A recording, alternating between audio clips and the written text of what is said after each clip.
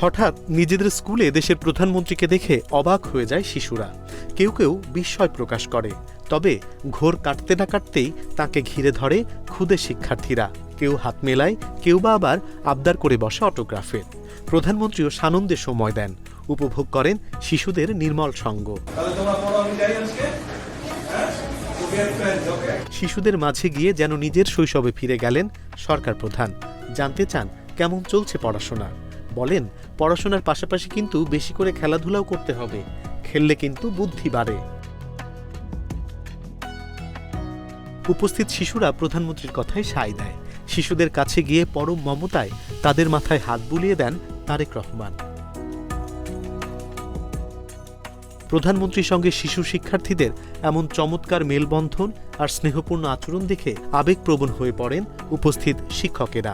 সকালে বিয়াম ল্যাবরেটরি ফাউন্ডেশনের ৩য় ভবনের ভিত্তিপ্রস্তর স্থাপন করেন প্রধানমন্ত্রী। আনুষ্ঠানিকতা শেষে হঠাৎ করেই বিয়াম ল্যাবরেটরি স্কুল পরিদর্শনে যান সরকার প্রধান।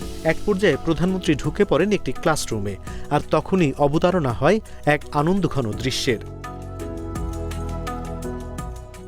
এদিকে কলেজ ছাত্র রিজওয়ান রশিদের বানানো গোকার্ট বা রেসিং কার চালিয়ে উৎসাহ দেন প্রধানমন্ত্রী তারেক রহমান।